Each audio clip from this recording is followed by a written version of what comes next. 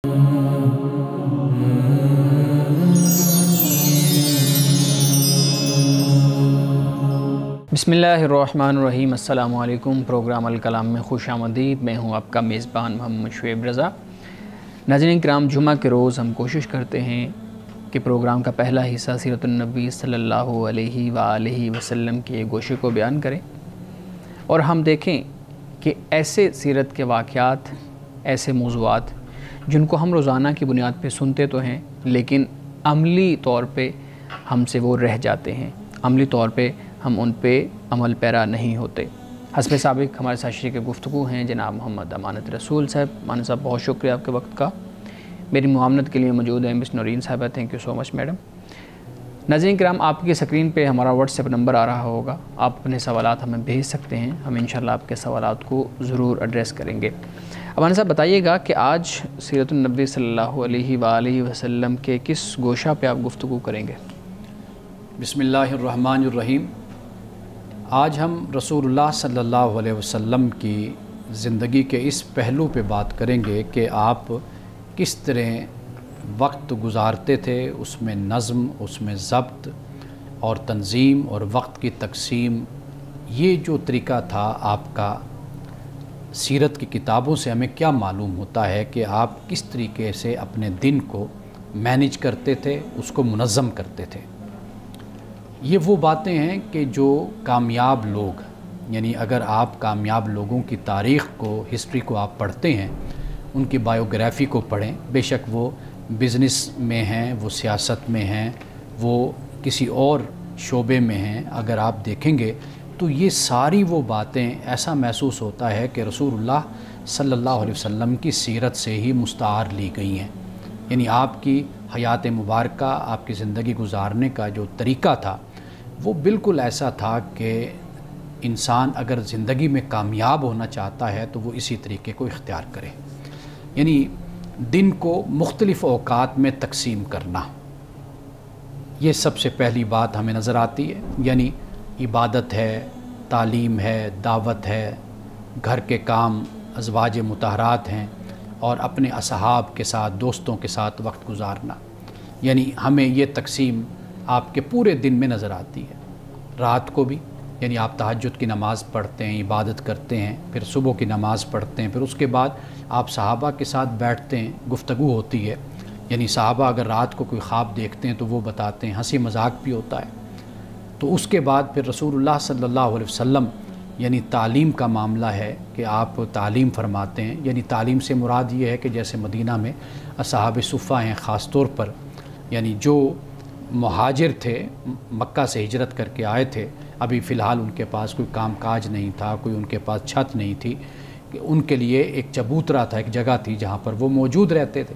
तो रसूलुल्लाह सल्लल्लाहु अलैहि वसल्लम से उनकी मुलाकात होना, आपका तशरीफ़ ले जाना, कुछ दीन की बातें, कुछ तालीम, ये आप फरमाते। और फिर ये कि दावत दीन, यानी इससे मुराद ये है कि जो लोग मुसलमान नहीं हुए उनको दीन की तरफ बुलाना, दीन की दावत देना। और फिर घर में ख़ास तौर पर वक्त गुजारना अपने अज़वाज मुतहरात के साथ और अपने मामलात जो घर के होते हैं उनको देखना।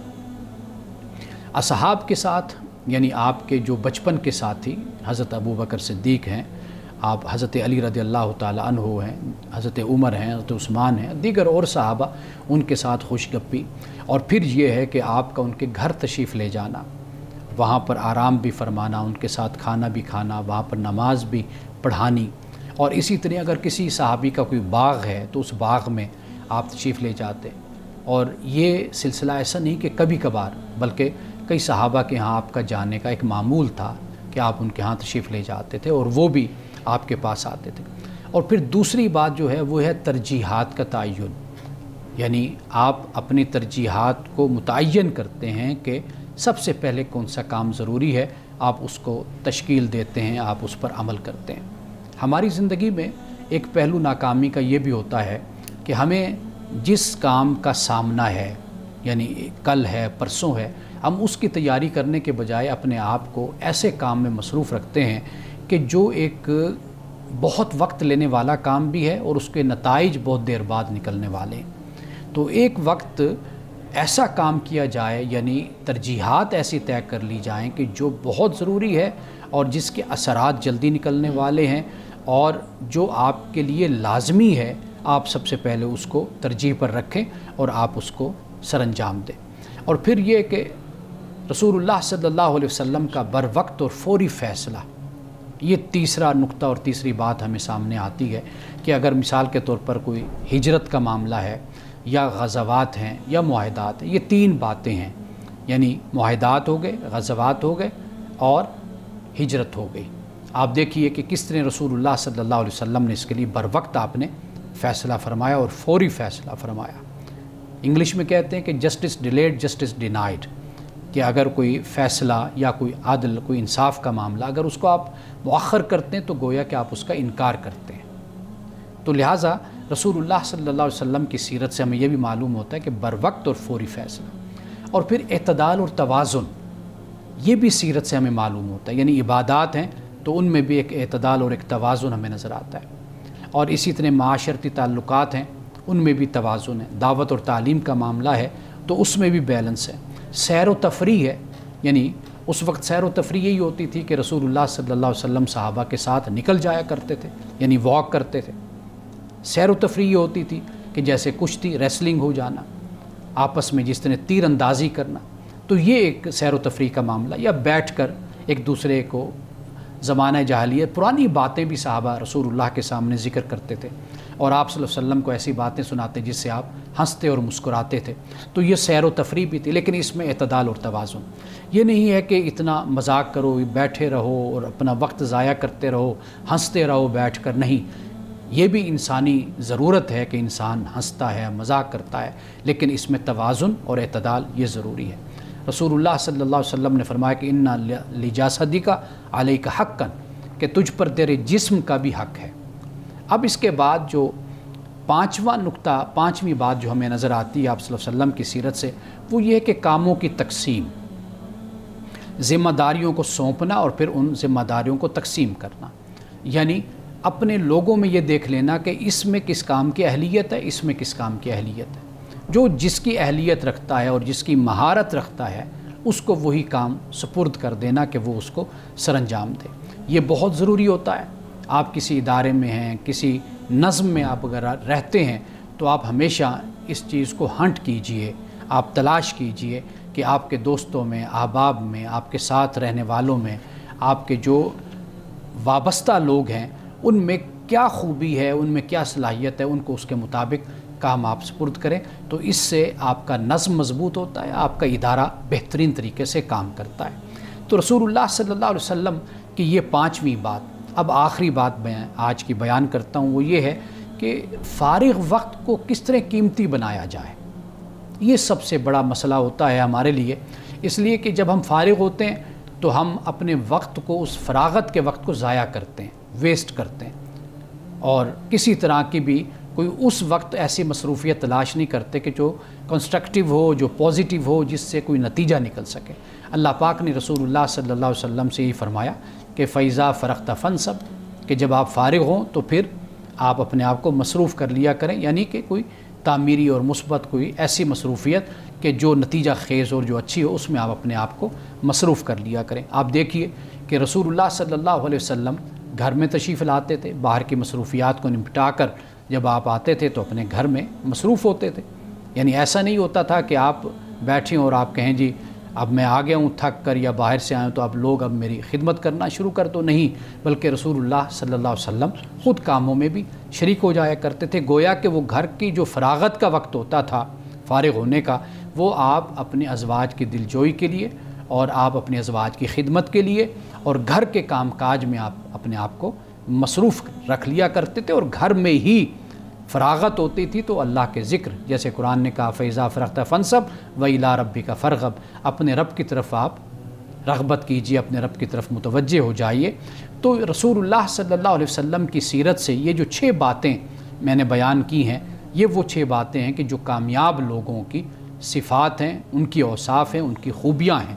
تو رسول اللہ نے 23 سال کے عرصہ میں جو ایک انقلاب برپا کر دیا مکہ اور مدینہ میں، اور خاص طور پر عرب میں، وہ معلوم یہی ہوتا ہے کہ رسول اللہ صلی اللہ علیہ وسلم کی سیرت آپ کا اخلاق اور کردار اور آپ کی زندگی میں جو ایک ویل پلاننگ تھی، ایک نظم تھا، یہ بتاتا ہے کہ اسی سے ہی اللہ سبحانہ و تعالیٰ پھر کامیابی اور کامرانی عطا بھی فرماتا ہے۔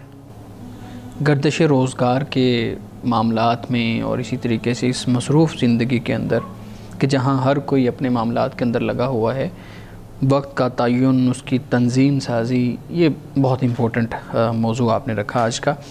آپ کی آخری بات سے ہی میں ایک سوال آپ کے سامنے رکھوں گا۔ آپ نے فرمایا کہ جو فراغت ہے اس میں اپنے معاملات کو درست رکھیں اور اس کو کام میں لائیں۔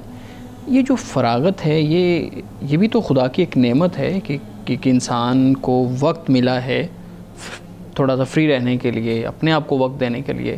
ہم اس کو فراغت کہتے ہیں، ہم اس کو خدا کی نعمت نہیں سمجھتے، اور فراغت سے ہمارا وہ سب کانشیسنس میں ہمارا کچھ جو ایک خیال ہوتا ہے نا، وہ یہی ہوتا ہے کہ اب یہ ویلا ہے، جس کو ہم پنجابی میں کہتے ہیں، اس کو کوئی کام نہیں ہے، یہ کوئی پروڈکٹیو چیز نہیں ہے، اب یہ فارغ ہے تو اس لیے یہ ان پروڈکٹیو انسان بن گیا ہے۔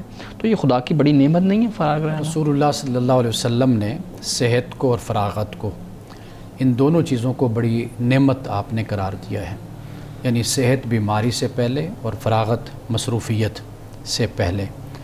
یہ اس لیے نعمت قرار دیا ہے کہ یہ وہ وقت ہوتا ہے کہ جب آپ کوئی بہتر پلان بنا سکتے ہیں، منصوبہ سازی کر سکتے ہیں، سوچ سکتے ہیں، اپنی زندگی کو آپ بہتر طریقے سے آگے لے کر جا سکتے ہیں۔ یعنی مثال کے طور پر ہم بچوں سے کہتے ہیں نا کہ ابھی آپ پر وہ ذمہ داریاں نہیں ہیں کہ جس کی وجہ سے آپ اپنی خواہش اور جو بننا چاہتے ہیں، جو کرنا چاہتے ہیں، وہ آپ نہ کر سکیں، ابھی آپ کے پاس فراغت ہے۔ یعنی فراغت سے مراد بالکل وہ آئیڈلنس جس کو کہتے ہیں وہ مراد نہیں ہوتی۔ یعنی آپ یوں کہہ لیجئے کہ یہ وہ وقفہ ہے، یہ وہ وقت ہے کہ جس میں آپ سوچ سکتے ہیں، اس میں آپ پلاننگ کر سکتے ہیں، منصوبہ سازی کر سکتے ہیں۔ یہ وہ بہت بڑی نعمت ہوتی ہے۔ ورنہ آپ دیکھیے کہ جب انسان مصروف ہوتا ہے نا، پھر انسان اپنے بس میں نہیں ہوتا، دوسروں کے بس میں ہوتا ہے، دوسروں کے کنٹرول میں ہوتا ہے۔ یعنی جیسے شادی ہو گئی، بچے ہو گئے، تو پھر معاملہ کیا ہوا؟ اب یہ معاملہ ہو گیا کہ اب دوسروں کی ذمہ داریاں پڑ گئی اور وہ ذمہ داری آ گئی۔ یا جیسے آپ سمجھ لیجئے کہ جیسے کئی لوگ ہم نے دیکھے ہیں خاندان کے بچپن میں، لڑکپن میں ہی بچے پر ذمہ داری آ گئی کہ والد فوت ہو گئے یا والدہ دنیا سے چلی گئی۔ ہمارے ایسے بہت سے جاننے والے ہیں، تو وہ بیچارے شروع سے ہی، اب وہ جو ایک ان کے پاس وقت تھا فراغت کا، سوچنے کا، ایک ان کا بچپنا تھا، وہ ختم ہو گیا۔ تو یہی معاملہ صحت کے ساتھ بھی ہوتا ہے۔ جب آپ صحت مند ہیں تو آپ یہ اس کو غنیمت سمجھیے۔ رسول اللہ نے فرمایا کہ غنیمت سمجھو صحت کو بیماری سے پہلے۔ تو لہٰذا تو یہ جو وقت آپ کے پاس ہے، خدا کا شکر ادا کرنا چاہیے کہ اس وقت میں ہم بہت کچھ کر سکتے ہیں اپنے لیے، اپنے معاشرے کے لیے، اپنے خاندان کے لیے۔ یہ جو وقت کا ضیاع کا تصور ہمارے یہاں موجود ہے خاص طور پہ، اس کو ہم کیسے آئیڈینٹیفائی کریں کہ جو وقت کا ضیاع ہے وہ کیا ہوتا ہے؟ مثال کے طور پہ ہمارے ہاں اپنے آپ کو وقت دینا، اپنے ساتھ وقت گزارنا، یہ بھی وقت کا ضیاع تصور کیا جاتا ہے۔ کہتے ہیں فری بیٹھا ہوا ہے، کیا سوچ جا رہا ہے، ذہن میں غلط خیالات آ جائیں گے، ذہن اور طرف چلا جائے گا۔ پھر سیاحت کو ہم نے وقت کا ضیاع سمجھ لیا، پھر اسی طریقے سے کوئی گیم کھیلنے کو ہم نے وقت کا ضیاع سمجھ لیا۔ جیسے وہ کہتے ہیں کہاں گئے ہوئے تھے، تو کہتے ہیں میں کھیلنے گیا تھا، کہتے ہیں ضرور وقت ضائع کرنا تو کوئی اور کام کر لیتے۔ تو یہ جو وقت کے ضیاع کی خاص ڈیفینیشن ہم نے بنا لی ہے، پھر ہم نے میوزک کو کہہ دیا کہ نہیں یہ تو آپ برا کام کر رہے ہیں، اس سے اچھا تو کہیں اور وقت لگا لیتے۔ فلم دیکھنا ہمارے نوجوان دیکھتے ہیں، ڈرامہ دیکھتے ہیں، تو اس کو بھی ہم نے کہہ دیا کہ وقت کا ضیاع ہے۔ تو یہ وقت کے ضیاع کو کیسے سمجھا جائے؟ ہمارے ہاں جو معیار بن گیا نا کسی چیز کو ضائع کرنے کا، وہ ہم نے اپنا خود اس کو تشکیل دیا ہے۔ اس میں ہمارے سماجی رویے بھی ہیں، ہمارا تعلیمی نظام بھی ہے کہ جس میں ہم ایک چیز کو خود ہی وضع کرتے ہیں، خود ہی بناتے ہیں۔ ہم نے یہ سمجھ لیا ہے کہ جو سیر و تفریح ہے، جو ایکٹیویٹیز ہیں، سرگرمیاں ہیں، شاید یہ وقت کا ضیاع ہے۔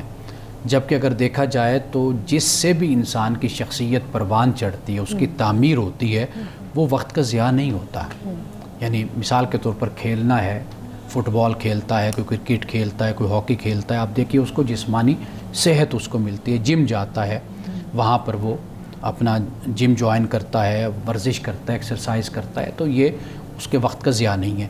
اسی طرح آپ نے کہا کہ کوئی بیٹھ کر موسیقی سنتا ہے، تو موسیقی سننا یہ کوئی وقت کا ضیاع نہیں ہے۔ وہ یہ ہے کہ انسان اس وقت ٹرینکویلٹی جس کو ہم کہتے ہیں کہ وہ ایک سکون چاہتا ہے, وہ کمفرٹ زون میں چلا جاتا ہے نا, یعنی وہ ایک خاص حالت میں ہوتا ہے, تو وہ وقت کا ضیاع نہیں ہے. اگر ہم یہ سمجھے آپ کی بات سے کہ اپنے لیے جو وقت نکال رہا ہے لیکن اس میں کوئی پروڈکٹیو کام ہونا چاہیے اس سوچ میں بھی, جیسے آپ نے جو اشارہ دیا کہ بھی وقت سوچ رہا ہے اور برے خیالات نہ آئیں, تو یہ چیز بھی آپ گائیڈ کریں کہ برے خیالات سے انسان اپنے آپ کو کیسے روکے, کیونکہ وہ سوچ رہا ہے نا, اپنے تھنک اوور کر رہا ہے, برین اسٹارمنگ کر رہا ہے, کوئی پلانز بنا رہا ہے, تو وہ کیونکہ فراغت جون سی ہے وہ اس میں بھی کہتے ہیں کہ شیطان حملہ آور ہو سکتا ہے, تو اپنے آپ کو پازیٹیو کیسے رکھے اپنی فراغت میں بھی؟ دیکھیے فراغت یہ جو ہے نا, فارغ ہونا اور اس میں شیطان کا حملہ ہونا, وہ اس سے مراد یہ ہوتا ہے کہ منفی اثرات, یعنی انسان اپنے آپ کو اس حالت میں رکھتا ہے کہ وہ اس وقت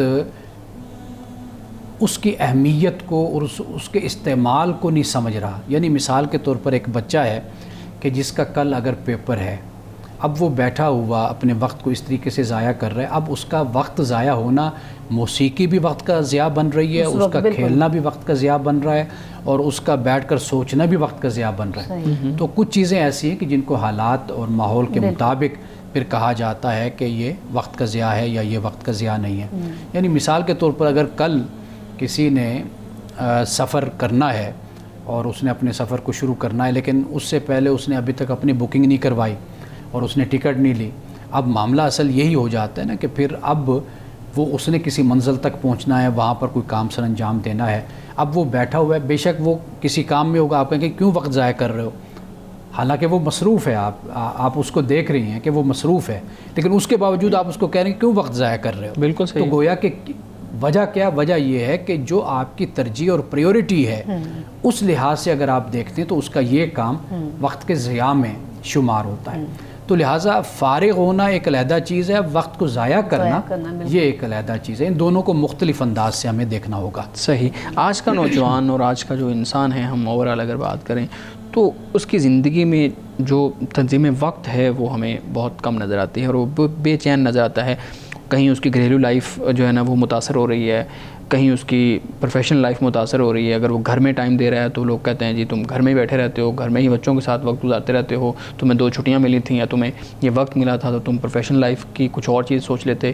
بزنس مین اپنے بزنس کے اندر اتنا جو ہے نا وہ بالکل ڈوب چکا ہے کہ رشتہ داروں کے پاس آنے جانے کا وقت اس کے پاس نہیں ہے. وہ کہتے ہیں یار کبھی چھٹی آئے گی تو پھر ملیں گے. 6 ماہ 2 سال اس طرح ملتے ہی نہیں ہیں. بچے بھی نہیں ملتے. اسی طریقے سے بچے بھی انہی کے مرہون محنت ہوتے ہیں کہ اب والد صاحب کو کسی دن چھٹی ہوگی دکان سے, مارکیٹ سے, اس کے بعد ہم جائیں گے. اسی طریقے سے ہمارے ہاں سیاسی لوگوں کی بھی زندگی ہے. تو یہ جو ہر طرف ہمیں ایک بے چینی اور اپنے آپ کو لگاؤ جو یہ چیزیں نظر آتی ہیں, یہ پھر یا تو پروفیشنل لائف آپ کے بہت پیچھے رہ جاتی ہے یا پھر آپ کی فیملی جو ہے نا وہ آپ کی پریورٹی بن جاتی ہے.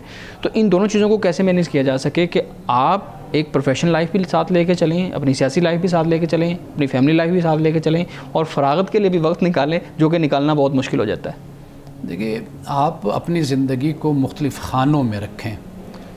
ہمیشہ میں یہ بات کہتا ہوں کہ ہم ایک خانہ بنا لیتے ہیں اور اسی میں ہی رنگ بھرنا شروع کر دیتے ہیں. جیسے آپ نے حوالہ دیا, مثال کے طور پر ایک کاروباری شخص ہے, وہ صبح سے لے کر رات تک بزنس کا ہی سوچتا رہے گا اور اس میں مصروف رہے گا. اب اس کی زندگی کے جو مختلف پہلو ہیں وہ ان کو اگنور کرنا شروع کر دیتا ہے. اس کا پھر بہت بڑا نقصان ہوتا ہے. بالکل. تو لہٰذا انسان کو شروع سے ہی اس بات کو مد نظر رکھنا چاہیے کہ جیسے میں نے ابھی ایک حدیث آپ کو بتائی تھی کہ رسول اللہ صلی اللہ علیہ وسلم نے فرمایا کہ اِنَّ لِجَاسَدِكَ عَلَيْكَ حَقًّا, کہ تجھ پر تیرے جسم کا بھی حق ہے. اب آپ جب یہ فرما رہے ہیں تو اس سے مراد کیا ہے کہ جیسے ایک صحابی نے کہا شادی نہیں کروں گا, ایک نے کہا جی میں ساری زندگی روزے رکھوں گا, ایک نے کہا جی میں ساری زندگی رات کو جاگوں گا, عبادت کروں گا. تو رسول اللہ صلی اللہ علیہ وسلم نے کیا ان کو فرمایا تھا؟ آپ نے فرمایا کہ مجھے دیکھو, میں نے شادیاں بھی کی ہیں, میں رات کو سوتا بھی ہوں, رات کو عبادت بھی کرتا ہوں, کبھی روزہ رکھ لیتا ہوں, کبھی روزہ میں نہیں بھی رکھتا. اعتدال والی یہ جو زندگی ہے یہ ایک مسلمان کو پیش نظر رکھنی چاہیے. دیکھیے میں سوچتا ہوں آج اس جدید دنیا میں کہ ہم تو لاوارث لوگ ہیں, یعنی ہمیں تو لاوارث چھوڑ دیا گیا, ڈپرائیوڈ چلڈرن جیسے کہا جاتا ہے نا, ہمارا تو وہ حال ہے. ورنہ دنیا میں یہ ہوتا ہے کہ اپنے سٹیزن جو ان سے ہوتے ہیں نا ان کی تربیت کی جاتی ہے، ان کو ایجوکیٹ کیا جاتا ہے، ریاست اپنا ضروری سمجھتی ہے، یہ ذمہ داری خیال کرتی ہے. تو ہمارا معاملہ یہ ہے کہ ہم بیمار ہو جائیں تو کدھر جائیں، ہم پڑھنا چاہتے ہیں تو کدھر جائیں. ہر جگہ پر خود ہی ہاتھ پاؤں مارنا، خود ہی سوچنا، خود ہی راستے نکالنا، خود ہی ترقی کرنا، خود ہی سارا کچھ کرنا، یہ ہم کرتے ہیں. لیکن بہرحال پھر بھی اگر اسلام پر ہمارا ایمان ہے، ہم مانتے ہیں رسول اللہ صلی اللہ علیہ وسلم کی حیات مبارکہ سے اور ہم روشنی لیتے ہیں، تو وہاں سے کم از کم ایک مسلمان روشنی لے سکتا ہے. بالکل. اگرچہ جدید ریاست میں اجتماعی طور پر پورا نظام اس طرح کا ہوتا ہے کہ مجھے اکیلا نہیں چھوڑا جاتا، مجھے بچپن سے لے کر ساتھ لے کر مجھے چلا جاتا ہے، اور میری قدم قدم پر رہنمائی بھی کی جاتی ہے، میری مدد بھی کی جاتی ہے، اور میری ذہنی طور پر تربیت بھی کی جاتی ہے، میرے نفسیاتی مسائل کو بھی حل کیا جاتا ہے. تو یہ تو ہے جدید دنیا. لیکن ہم بہرحال جس دنیا میں بھی رہ رہے ہیں تو جو ہمیں میسر وسائل ہیں یا ذرائع ہیں، ہم ان سے تو استفادہ کر سکتے ہیں، چاہے اپنی مدد آپ کے تحت ہی ہم کریں. تو میں یہ پوچھنا چاہتی ہوں کہ ریاست کو کون ٹرینڈ کرے گا ان ساری باتوں کے لیے، یہ سارے پلانس کے یہ کام ریاست کی ذمہ داریاں ہیں، آخر وہ بھی تو چلانے والے انسان ہی ہیں. تو ان انسانوں کو ٹرینڈ کون کرے گا کہ یہ آپ اس ڈیوٹی پہ ہیں تو یہ اب آپ کی ذمہ داریاں ہیں؟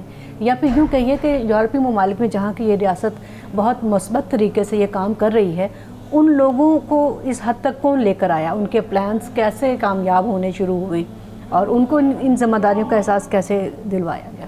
دیکھیے، اگر آپ تاریخ کو پڑھیں تو اس میں سوشل ریفارمز اس کی بڑی اہمیت ہوتی ہے.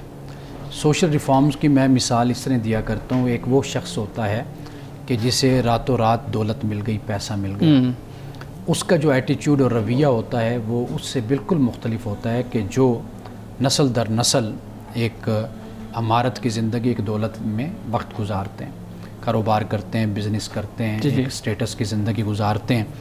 وہ اس کا رویہ اور اس کے رویے میں زمین آسمان کا فرق ہوتا ہے. بالکل صحیح. سوشل ریفارمز قوموں کو اس طرح بناتے ہیں. ایک ہوتا ہے کہ آپ کے تیل کے کنویں نکل آتے ہیں، آپ یکدم امیر ہو جاتے ہیں، ایک یہ طریقہ ہوتا ہے. ایک یہ ہوتا ہے کہ آپ سوشل ریفارمز کرتے ہیں، معاشرہ گریجولی آگے بڑھتا ہے، ترقی کرتا ہے. قومیں جب اس طرح آگے بڑھتی ہیں تو پھر آپ دیکھتے ہیں کہ ان کے رویوں میں، ان کے طریقوں میں ایک ٹھہراؤ آپ کو نظر آتا ہے، قانون کی پابندی نظر آتی ہے، وہاں پر آپ کو ایک سلجھاؤ نظر آتا ہے. ایک تو سوشل ریفارمز بڑی اہم ہوتی ہیں. جہاں تک آپ نے یہ بات کی، دیکھیے ریاست کو چلانے والے لوگ ہوتے ہیں اور جو ذمہ داریاں دی جاتی ہیں ان ذمہ داریوں کا ایک کرائٹیریا ہوتا ہے، ایک معیار ہوتا ہے. ہمارے معاشرے سے یہ لوگ آگے بڑھتے ہیں اور ان کی تربیت ہوتی ہے، ان کی تعلیم ہوتی ہے، پھر ان کو یہ ذمہ داریاں دی جاتی ہیں. یہ کوئی آنن فانن کوئی اچانک یہ سارا نظام تشکیل نہیں پاتا، نہ وجود میں آتا ہے. تو لہٰذا جب ہم ریاست کی بات کرتے ہیں تو ریاست کوئی ایسی چیز نہیں ہے. ریاست میں کام کرنے والے افراد ہوتے ہیں. وہ افراد جن عہدوں پر آتے ہیں وہ اپنے اس کے باقاعدہ پس منظر اور بیک گراؤنڈ رکھتے ہیں جس سے وہ تربیت لے کر آتے ہیں. جب وہ آگے آتے ہیں تو پھر جب ایک شخص جو ان سا ہے ایک رسپانسبلٹی کو لیتا ہے تو پھر اس کی ذمہ داری یہ بن جاتی ہے کہ جو اس کی ذمہ داری ہے وہ اس کو بہتر طریقے سے ادا کرے. تو ریاست پھر اس طریقے سے اپنے معاملات کو حل بھی کرتی ہے، اپنے فرائض کو ادا بھی کرتی ہے. امان صاحب، آج کے دور میں اکثر یہ بات سننے میں آتی ہے، لوگ کہتے ہیں اب تو وقت میں برکت ہی نہیں رہی، اب وہ وقت کیسا رہا؟ کیا یہ جملہ ٹھیک ہے یا ہماری سوچ کو درست کرنے کی ضرورت ہے؟ وقت کو کبھی بھی برا نہیں کہنا چاہیے. منع کیا گیا ہے وقت کو، زمانے کو کہ آپ برا کہیے. اصل معاملہ یہ ہے کہ انسان اپنے آپ پر نظر ڈالے، اپنا احتساب کرے. وقت ویسا ہی ہے، اس میں برکت بھی ویسے ہی ہے، سب کچھ ویسے، سارے معاملات ویسے ہی چل رہے ہیں. ممکن ہے کہ چونکہ جیسے جیسے ہم اپنی زندگی کے روپ میں تبدیل ہوتے چلے جاتے ہیں، یعنی ہمارا کردار بدلتا چلا جاتا ہے، تو شاید اس بنیاد پر ہم یہ کہہ دیتے ہیں کہ بھئی وقت میں برکت نہیں. یعنی مثال کے طور پر ایک بچہ ہے یا کوئی نوجوان ہے، اس کا وقت نہیں کٹتا، یعنی وہ اس پر پریشان ہوتا ہے میں وقت کیسے گزاروں، اس کے وقت میں اتنی برکت ہو جاتی ہے. دوسری طرف ہم جیسے جو لوگ ہوتے ہیں، ماں باپ جیسے ہیں، استاد ہیں، ذمہ داریاں جو گلے انسان کے آ جاتی ہیں بھی ہر صورت میں ادا کرنی. ایک تو خوش دلی کے ساتھ ذمہ داری کچھ ہوتی ہے کہ واضح بات ہے کہ وہ ادا کرنی ہوتی ہے انسان. اب اس میں پھر جب اتنا بندہ مصروف ہوتا ہے تو پھر ایسے لگتا ہے کہ بھئی کب صبح ہوئی کب شام ہوئی، پتہ ہی نہیں چلا، پتہ نہیں چلا. تو اب وہ کہتے ہیں جی پتہ نہیں وقت میں برکت نہیں، پہلے بڑی برکت ہوا کرتی تھی. تو میرا خیال ہے کہ یہ کچھ شاید ہمارے کردار پر، کوئی عمر کے کسی حصے پر بھی اس کا انحصار ہوتا ہے کہ کسی وقت کے حصے میں یا عمر کے حصے میں ہمیں لگتا ہے کہ وقت نہیں گزر رہا، کہیں پر ہمیں لگتا ہے کہ وقت بڑی جلدی تیزی سے گزر اچھا ایک اور چیز بھی میں نے نوٹس کی ہے، جب ہم چھوٹے شہروں میں جائیں یا قصبوں میں، وہاں لائف جو نا بڑی سلو سی لگتی ہے. جب شہروں میں آتے ہو تو ایسی فاسٹ رننگ، ہر کام رشلی، ہر چیز ہو رہی. کیا یہ درست ہے یا میں نے غلط اس چیز کو تجزیہ؟ نہیں، یہ بات آپ کی ٹھیک ہے. لائف جو ہے وہ یہاں پر فاسٹ ہے شہروں میں.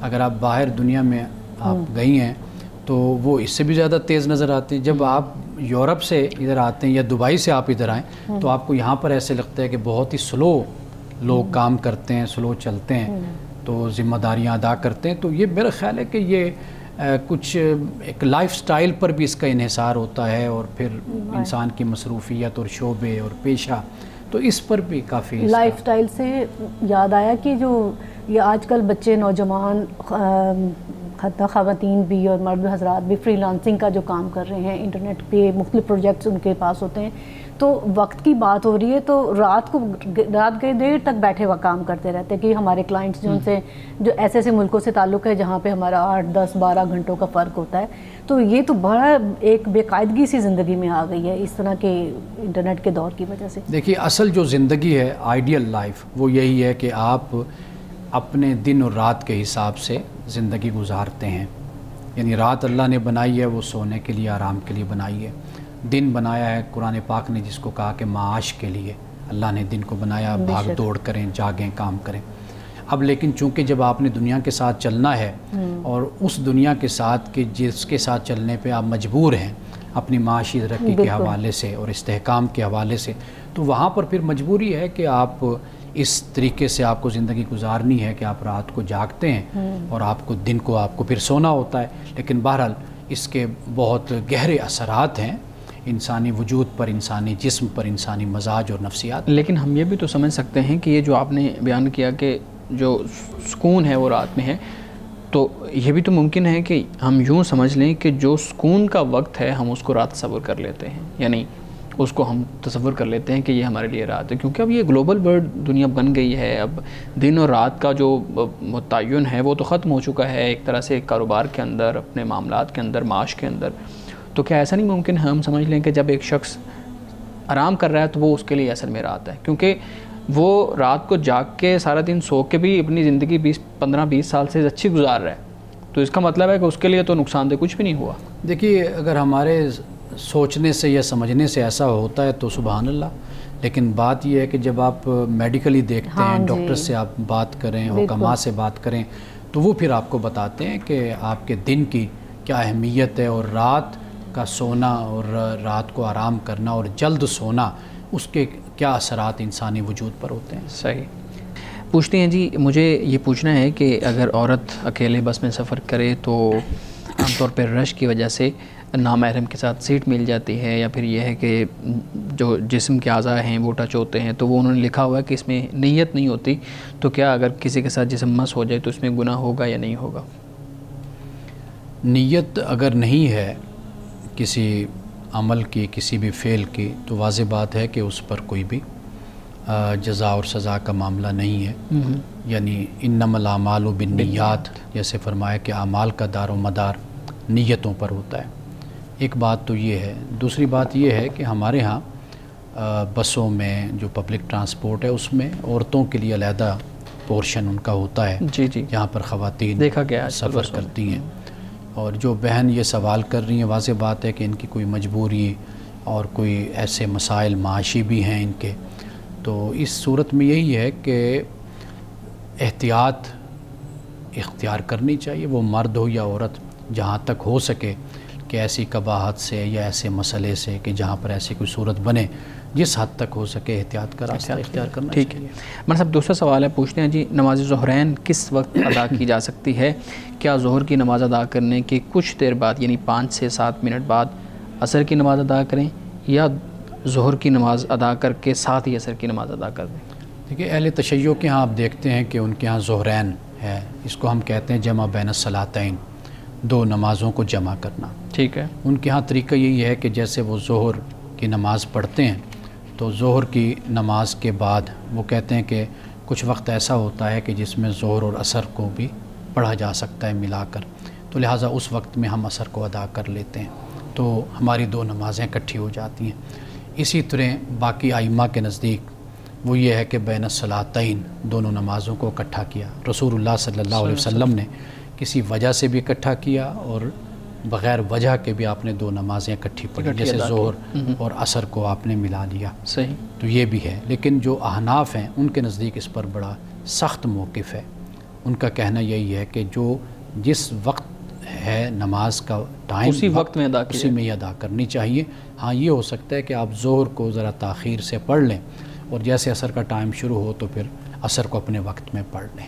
ٹھیک ہے، تاکہ درمیان میں بہت زیادہ جو ہے نا وہ کہیں سفر کرنا ہے یا کوئی یعنی معاملہ مثال کے تو طور پر اگر 1 بجے ظہر کا ٹائم شروع ہو جاتا ہے اور اس کا ٹائم جا رہا ہے کوئی 4:30 تک، 4:45 تک جا رہا ہے، تو آپ 4:45 بجے تک کو تھوڑی سے آپ پہلے ظہر ادا پڑھ کر لیں لیں اور اس کے بعد اور عصر۔ جیسے عصر کا ٹائم شروع ہو جاتا ہے 10-15 منٹ بعد تو آپ عصر کا فوراً ہی عصر نماز کی ادا نماز کر ادا لیں۔ یہ احناف کے نزدیک ہے۔ ٹھیک ہے، باقی جو ہیں ان کے نزدیک یہ ہے کہ آپ دونوں نمازوں کو اکٹھا کر سکتے ہیں۔ صحیح۔ مولانا صاحب اگلا سوال ہے، پوچھتے ہیں جی یہ جو عقیقہ ہوتا ہے یہ شادی کی طرح ہمارے ہاں سیلیبریٹ کیا جاتا ہے، تو کیا اس پہ شادی بیاہ کی طرح پیسے دینا ضروری ہے جیسے عام طور پہ لوگ یہ دے رہے ہوتے ہیں؟ پوچھتے ہیں کیا یہ مذہبی طور پر ضروری ہے یا یہ کوئی معاشرتی، اخلاقی یا سماجی رویہ ہے؟ شادی پر بھی پیسے دینا کوئی لازمی اور ضروری نہیں ہے، یہ ایک ہماری روایت ہے، ایک رسم ہے، ہم اس پر عمل کرتے ہیں۔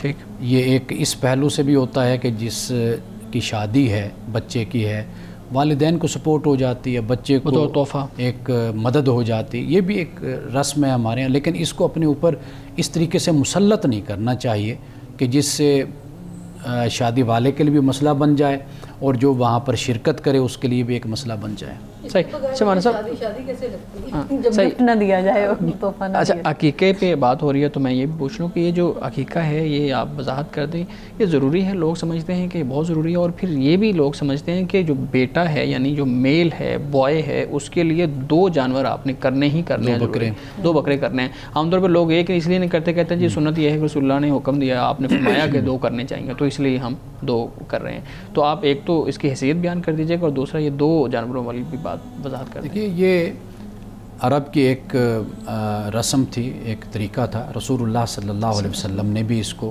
ادا فرمایا، اس لیے ہم اس کو سنت کہتے ہیں۔ ٹھیک ہے۔ اور یہ جو 2 بکرے یا ایک بکرا بچی کی طرف سے، اس کا کوئی تصور نہیں ہے، کوئی لازم اور ضروری نہیں ہے۔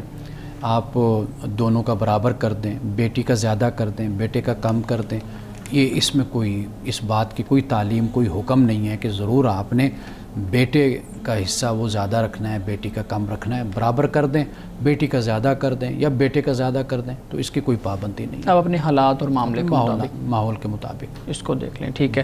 اور یہ بھی آپ نے وضاحت کر دی کہ یہ کچھ ضروری نہیں ہے، یہ سنت ہے، انسان کے پاس استطاعت ہے کرتا ہے تو ایک خوشی ہے، ایک بچے کی طرف سے صدقہ ہے۔ بالکل صحیح ہے۔ ٹھیک جی، مس آپ کے سوال ہے؟ جی، نبوت ملنے سے پہلے اور نبوت ملنے کے بعد آپ صلی اللہ علیہ وسلم کے معمولات میں وقت کی خاص طور پہ تقسیم کے لحاظ سے کوئی خاص تبدیلی آئی تھی یا اسی طریقے سے ہی مطلب وہ خاص فرق نہیں پڑا؟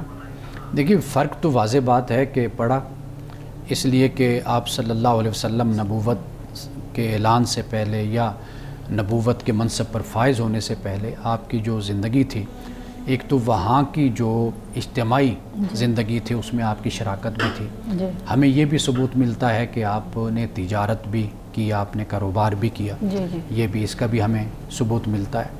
لیکن جب ہم یہ دیکھتے ہیں کہ آپ کی جو نبوت کے بعد کی زندگی ہے وہ تو کلیتاً پھر نبوت کے ساتھ خاص ہو گئی، یعنی اس فرض جو آپ کے اللہ تعالیٰ نے آپ جو فرائض بیان فرمائے اور جو ایک نبی کے جو فرائض ہوتے ہیں تو آپ نے ان کو پھر ادا کیا، اللہ تعالیٰ کا پیغام، اللہ کا حکم، اللہ کی وحی آپ نے لوگوں تک پہنچائی۔ پھر یہ جو معاملہ تھا کہ کلی طور پر کاروبار، تجارت اور وہاں کی جو ایکٹیویٹیز اور سرگرمیاں تھیں ان پر پھر آپ کا جو مقام نبوت ہے یا فریضہ نبوت ہے پھر وہ غالب آ گیا، اس کو پریفرنس اور اس کو ترجیح حاصل ہو گئی۔ یہ سب سے بڑا بنیادی فرق ہمیں نظر آتا ہے۔ مولانا صاحب حدیث مبارکہ بیان کیجیے گا۔ رسول اللہ صلی اللہ علیہ وسلم نے 7 قسم کے لوگ ان کے بارے میں فرمایا کہ اللہ کے عرش کا سایہ ان کو نصیب ہوگا۔ ان میں سے ایک شخص آپ نے بیان فرمایا کہ وہ ہوگا کہ جو اللہ کی تنہائی میں، یعنی تنہائی میں اللہ کو یاد کرے اور اس کی آنکھوں سے آنسو رواں ہو جائیں، یعنی تنہائی میں ہو، اللہ کو یاد کرے تنہائی میں اپنی خلوت میں، اور پھر اس کی آنکھوں سے آنسو بہنا شروع ہو جائیں، تو رسول اللہ نے فرمایا کہ اس شخص کو بھی کل قیامت کے دن اللہ تعالیٰ اپنے عرش کا سایہ عطا فرمائے گا۔ ناظرین کرام، اس دعا کے ساتھ اپنے پروگرام کا اختتام کریں گے۔ اللہ رب العزت حسن کلام اور تاثیر کلام عطا فرمائے، ہماری زبان کے گروں کو کھول دے اور سننے والوں تک خیر کا پیغام پہنچے۔ اجازت دیجیے، خدا حافظ۔